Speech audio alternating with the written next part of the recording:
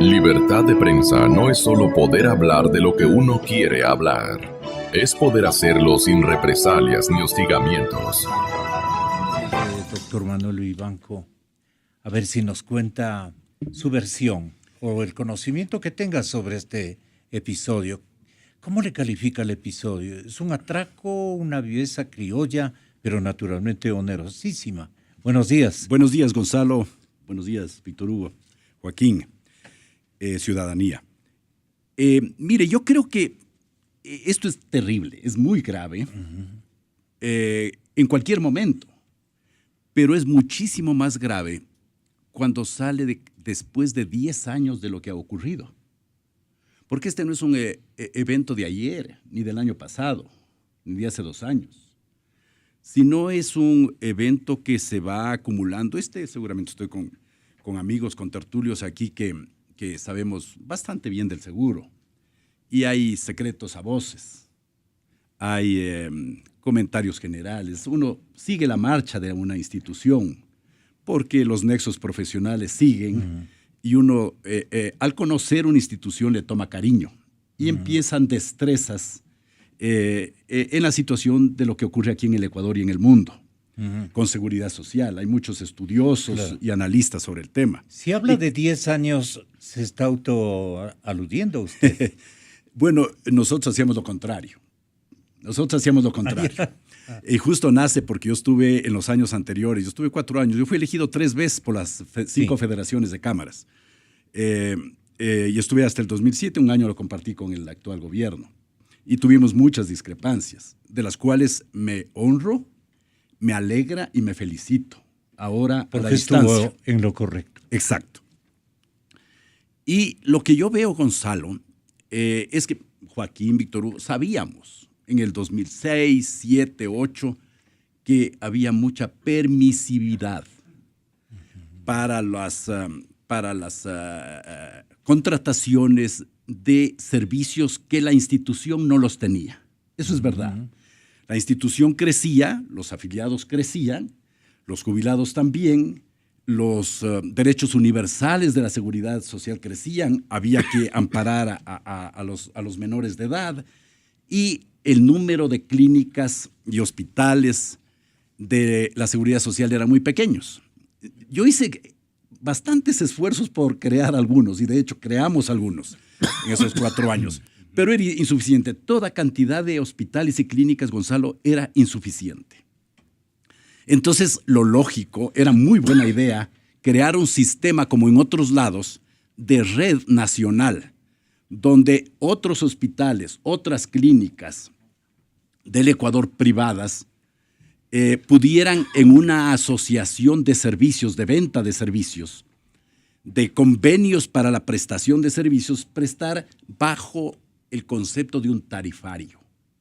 Y se vendían este tipo de servicios a los afiliados al seguro para que vayan. Y entonces fueron mejores las clínicas de Pichincha, Alcíbar de Guayaquil, de Quito Metropolitano, Hospital de los Valles. En definitiva, empezó a darse un buen servicio. Lo grave es que todo esto se da sin un debido, yo diría una debida orquestación de responsabilidades. Yeah. Porque esto nace en la cabeza. ¿Incluye en la propia Contraloría? Yo diría desde la Presidencia de la República, porque desde allí hay un concepto. Hay un concepto que dice, vamos a dar salud a todos los afiliados del Seguro Social, y es un concepto político. Luego sale una ley, sale una resolución. Hay un consejo directivo, los 3 hemos sido parte de esas organizaciones, y luego va el director general. Usted estaba en lo correcto cuando decía, todavía hay dirección general, Gonzalo. Lo que pasa es que hay un consejo directivo representado por el gobierno nacional, que es equitativo, igualitario y no es superior el presidente del resto. Ahora con esta concentración de funciones que hay, aparece como la punta de la pirámide, pero no es así legalmente ni constitucionalmente es así. Los 3 representantes del Poder Ejecutivo, de los trabajadores y de los empleadores, o sea, de las cámaras de la producción, teníamos y tenemos los mismos derechos y obligaciones y niveles. Ya. Y por lo tanto, a través de ese consejo directivo se emiten las resoluciones. Y una de estas es obviamente lo que está pasando acá, que luego cae en la dirección general, en las direcciones de salud, y se va regando la responsabilidad para suscribir. Se va dispersando. Y se va, o también puede decir usted, va cayendo en cascada la responsabilidad para que cada funcionario, incluso el subdirector de salud de Loja, contrate a la Clínica San Agustín para prestar los servicios, ¿no? El problema es que si no hay un control... No era centralizado. No. El escogitamiento de los prestadores. Aunque usted lo ve, de acuerdo con el informe de la Contraloría, que ya que lo conocemos, el gran número se produce en Guayaquil. En Guayaquil hay del problema de los 503.7 millones que el Contralor señala como exceso en pago de estos servicios, 393.8 millones se pagan a 12 clínicas y hospitales privados de Guayas. La mayor parte. La gran mayor parte. Y 109, o sea, menos de la tercera parte, a clínicas y hospitales de Pichincha, con 24 instituciones. Entonces, ¿cómo es que perjudicaron en 504 millones, no al Estado, sino a los afiliados? Esto hay que aclarar permanentemente. Realmente el problema es muy delicado, porque no ha existido ningún control. Yo diría ha existido un Pero usted arreglo. se entera recién. Mire, el tema es que en la medida en que se estableció la universalización del sistema, la atención médica a los hijos de los afiliados y todo lo que correspondía justamente a esta ampliación de la atención médica, se originó la necesidad de contar con unidades externas de salud. Y ahí vino el problema. Muchas unidades médicas. De esa expansión. Así es, exactamente. Y yo diría, se agarraron de sus amigos, sus socios, sus, tendríamos una relación directa para amarrar solamente con unas prestadoras externas escogidas. Es decir, no hubo una ampliación para poder participar con todas las unidades médicas que puedan justamente satisfacer las necesidades de los afiliados y jubilados. No, ya fue prácticamente, perdónenme la mala expresión, amarrado. Es decir, hospitales, por eso es que realmente cuando uno ve las cifras, se espeluzna de ver cómo en pocas clínicas se aglomeran de 100, 150, 180 millones de dólares de lo que corresponde a este tipo de consultas y atenciones médicas. Y lo peor, lo grave, yo diría que aquí hay un fraude, un abuso de fondos públicos, porque definitivamente, aunque han hecho una muy buena aclaración de que estos recursos nos pertenecen a los afiliados, la institución es pública. Entonces, en la medida en que hay un abuso, ojalá a estas 36 unidades médicas externas del sector privado y a las autoridades del IES, porque aquí, mi querido amigo periodista, es necesario que se identifique de manera muy clara subdirectores provinciales, subdirectores nacionales, autoridades de control. Inclusive se contrató una empresa que iba a estar controlando y haciendo una auditoría en el momento en que se producía la concesión de las prestaciones médicas. Es decir, había una entidad teóricamente, que hacía seguimiento. Teóricamente había una entidad privada que hacía el seguimiento de todos estos procesos. De mafia esto, perdone, doctor Joaquín. Totalmente. Usted ha sido muy oportuno en eso. Hay realmente un abuso y un exceso en lo que corresponde justamente a estas clínicas arregladas con las autoridades del IES, que se me oiga bien, porque los funcionarios de control... ¿Hasta la parte popular o mandos medios? Mire, la parte popular es la que ordena y es la que decide, porque los mandos medios... Inclusive escoge así es a los gerentes de contactos. Ellos imponen, y todo exactamente, ellos imponen cuáles son las clínicas, los hospitales del sector privado que van a estar justamente favorecidos.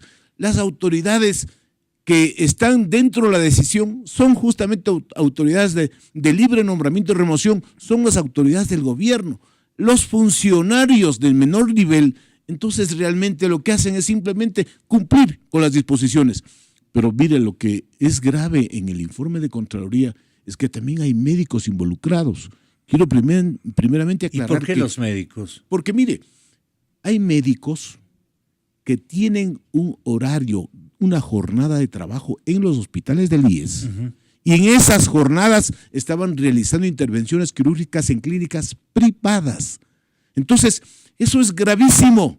Se ve que hay una verdadera falta de control, de vigilancia, de una verdadera transparencia en el cumplimiento de las funciones. O sea, se ha llegado, yo diría, a distorsionar y a corromper prácticamente en todo el sector. Y yo quiero aclarar una cosa, hay muchos médicos, yo diría los mejores médicos que hay en el país están en el IES. Hay médicos respetables, pero también con este informe hay médicos que realmente han venido no solamente a ser pícaros, sino a cometer un fraude y un delito. Este es el delito que aquí corresponde, es el peculado, porque definitivamente no hay otra figura jurídica sino el peculado.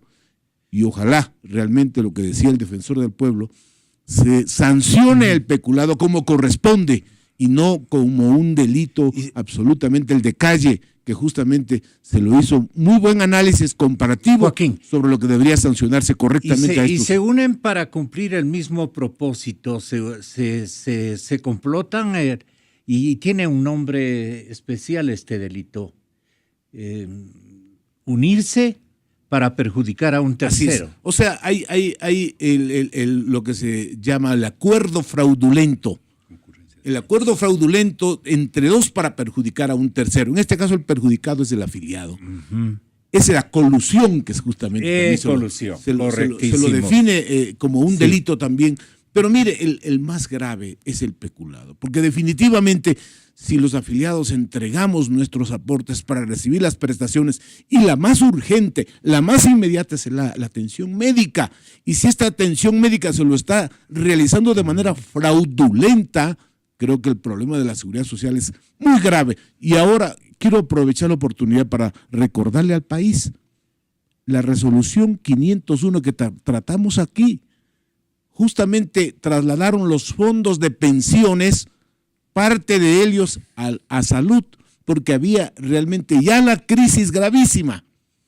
Y lo peor de esto, que la deuda que mantiene el Estado con el IES de 1.876 millones, dijeron que no existía por falta de reglamento. Entonces, el área médica, amigos afiliados y ciudadanos que están escuchando este programa, está en una crisis muy severa. Y yo temo, ojalá me equivoque, de que la sostenibilidad inclusive del sistema de seguridad social está en peligro. Porque en el momento en que trasladaron los fondos de pensiones a salud para solucionar la crisis económica financiera que afectaba a la salud, prácticamente entraron a un proceso en que no le dan ninguna garantía de las prestaciones a las futuras generaciones. ¿Cómo hablaron los pagos a las clínicas, 36 clínicas en total? Y dicen que se han incumplido normas de acreditación y en el tema de derivación de pacientes. ¿Qué es esto de derivación de pacientes? ¿Cómo usted se enteró de esta cantidad de la cascada de los milagros, le pongamos así? Tenga la gentileza. ¿Qué tal, Gonzalo? Buenos días, un saludo a la gente que nos escucha, mis contertulios, Manuela, Joaquín. Primero enfatizar algunas cosas que son importantes. Empezar diciendo y coincidir con mis contertulios en que el tema del IES se genera en esencia, o este problema de los prestadores externos se genera en esencia porque la aseguradora sobrepasa el límite que tiene en cuanto a oferta disponible para poder atender a afiliados. Esto producto desde mi óptica claramente desde dos resoluciones. La primera es la 334 del 2009, que es la cobertura cónyuges, pero esa cobertura cónyuges se hizo con recursos, Gonzalo. Y si la gente pudiera ver, lamentablemente no nos pueden ver, pero aquí en los gráficos que yo tengo se puede ver como los ingresos eran superiores a los gastos en el seguro de salud hasta el 2011. En el 2011 se cruzan las líneas de ingresos y gastos, y los gastos superan a los ingresos. ¿Por qué? Porque se firma la resolución 357 que da ampliación de cobertura a los menores de 18 años sin que exista una contraparte económica, sin que exista un pago que tengan que realizar. Esto lo han dicho mis contertulios y yo coincido plenamente. Ahí viene el problema del seguro de salud. ¿Por qué? Porque ya no podía dar una provisión directa a través de sus hospitales. Entonces tuvo que hacer algo que de hecho el IES tenía como una herramienta histórica. Desde la década de los 90 se contrataba clínicas privadas cuando el seguro no podía atender. Pero claro, se va profundizando en el 2011, 2012 y hasta la actualidad, producto de que cada vez los beneficiarios han crecido en mayor proporción que lo que han crecido los afiliados y que es lo que ha crecido sobre todo la oferta hospitalaria disponible. Entonces, la primera, el 2008, la Constitución establece la universalización de la seguridad social. Y la segunda, como bien decía Manuel, las decisiones del IES las toma el Consejo Directivo, las grandes directrices, no es el presidente de la República, es el Consejo Directivo tripartito entre el representante de los trabajadores, el representante de los empleadores y el representante del Ejecutivo. Entonces, ahí a mí me parece que es lógico el concepto de buscar que un mayor número de gente goce del beneficio de la seguridad social. Pero lo que es importante es que exista un pago económico por ese servicio, de tal manera que la aseguradora pueda realizar eficientemente su trabajo. Pero si usted revisa, por ejemplo, los menores de 18 que crecen en la seguridad social, crecen más o menos, en las cifras que le voy a dar, de más o menos 539,000 beneficiarios menores de 18 años que existían en el 2008 al 2014 a 2,838,000. Entonces, imagínense la multiplicación. Es más allá del 300% la multiplicación en beneficiarios y usted nunca tuvo la capacidad instalada y lo que es más, y dicen ya los exámenes de auditoría, no tuvo los especialistas, Gonzalo. Muchas de las derivaciones que se hacen son por la especialidad de pediatría y por ese tipo de especialidades que están ligadas a los beneficiarios menores de 18 años por los cuales los afiliados no cancelan. Ahora, eso en la primera parte. La segunda parte, fíjese, en el 2014… Pero el paciente afiliado era engañado entonces. Bueno, en realidad lo que pasaba es que recibía un beneficio que finalmente era con los recursos pero no era limitados. De expertos. No, claro, era de los pediatras, pero en las clínicas privadas, porque lo que hacía el IES es derivar hacia las clínicas privadas los temas de pediatría porque no contaba con esa especialidad. Y resulta lógico, porque el IES hasta antes del 2011 atendía a mayores de 18 años y a menores de 6, entonces tenía otro tipo de especialidades. Bueno, un tema que es importante en el 2014 y que no deja de ser interesante, y en el examen de la Contraloría yo no he leído, es que cuando yo llego en abril del 2014 al IES, Gonzalo, me encuentro con que las anteriores administraciones pagaban adelantos sin que esos temas estén debidamente auditados, sino que usted iba a una bodega que queda en la 10 de agosto y encontraba cajas de cajas de todos los tratamientos que se ha hecho con la factura arriba de la caja llenas de telarañas que no estaban auditados. Y lo que hacían es pagarles a los prestadores un adelanto que podía ser desde el 70 hasta el 90%. Entonces, yo soy el que digo, se terminan los adelantos. Aquí la gente tiene que pasar por el sistema y ser auditados. Y fíjese un periódico, aquí tengo el titular, fíjese, uno de los periódicos costeños del martes 12 de julio del exactamente el 9 de mayo del 2014. El 9 de mayo del 2014, el IES deja de otorgar anticipos a clínicas. Y claro, las clínicas se quejaban de que les deje de otorgar anticipos y que desde ese momento tengan que entregar todo debidamente auditado para ser pagado. Y uno de los dueños de clínica, es más, aquí está el comentario, decía en aquel entonces, el primer culpable de que no se entreguen adelantos, Víctor Hugo Villacrés, que no tiene idea de esto, que no tiene idea del negocio. Buena cosa que no tenga idea de ese negocio, y no quiero tener idea de ese negocio, Gonzalo.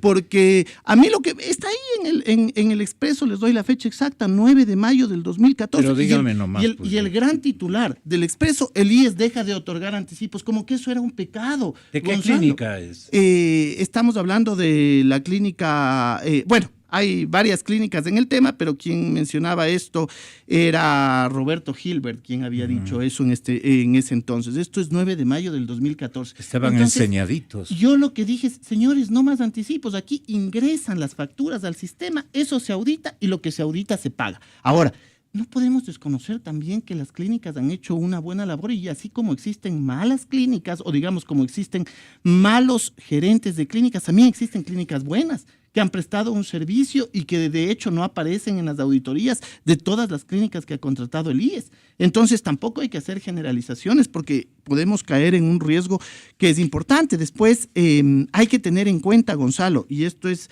también un tema muy importante, el tema de que, por ejemplo, en el 2014 se pagó 246 millones por el sistema Redes Prosic, mientras en el 2015, es decir, ya cuando yo salí, se pagó 270 millones en el sistema Redes Prosic, es decir, en mi gestión se pagó menos y se trató más bien de hacerlo a nivel de nuestros prestadores. Claro, evidentemente ahora la Contraloría hace un segundo avance en los periodos de investigación, porque acuérdese que en febrero del año anterior, es decir, hace 15 meses, cuando yo ya casi dejaba el IES, yo denuncio pues que existe el problema de que algunos médicos en los hospitales, especialmente en Guayaquil, se autoderivaban los pacientes, por llamarle de algún modo. Yo ya denuncio eso y suspendo el contrato de prestación de servicios con una de las clínicas en enero ya en Guayaquil. Y entonces, claro, también informamos a las autoridades de control y la Contraloría inicia un examen que demora y ha demorado 12, 13 meses porque es difícil recopilar la información. Estamos hablando, Gonzalo, de más de 300,000 prestaciones entre todos los años. Entonces es un montón de prestaciones porque a veces es fácil poner el dedo sobre la llaga y decir, es que los subdirectores nacionales no han hecho su trabajo. Pero si la mayor parte de los reclamos que se hacían al IES aparecían, entre comillas, sobrefacturados, va a ser difícil que los subdirectores ejecuten un trabajo a plenitud. Entonces, a ver, es importante recordar que a partir del 2014, todos los hospitales que querían que se les pague tenían que ingresar al sistema Prosic Redes. Y eso ha seguido hasta la actualidad. Y a mí me parece interesante la gestión que está haciendo ahora la Contraloría, que está haciendo la presidencia del actual directorio en el tema de transparentar esto y seguir con las investigaciones y profundizarlas. Porque realmente aquí hay una afectación, como han dicho mis compañeros, a los intereses de la seguridad social, a los recursos de la seguridad social. Y es una afectación que sin duda ha pasado por 4 periodos de diferentes administraciones que hemos estado en el IES, empezando desde el 2011 que empiezan desde el 2012, el 1 de enero del 2012 que empiezan los exámenes, y el de Guayaquil, por ejemplo, está hasta el 31 de agosto del 2015, es decir, abarca 4 presidencias del directorio, abarca diferentes direcciones generales y claro, por supuesto, todos sentimos que el gran problema, y no hay que perder el norte, el gran problema es que ciertos prestadores privados no operaron decentemente. Ese es el problema de fondo, porque acá uno...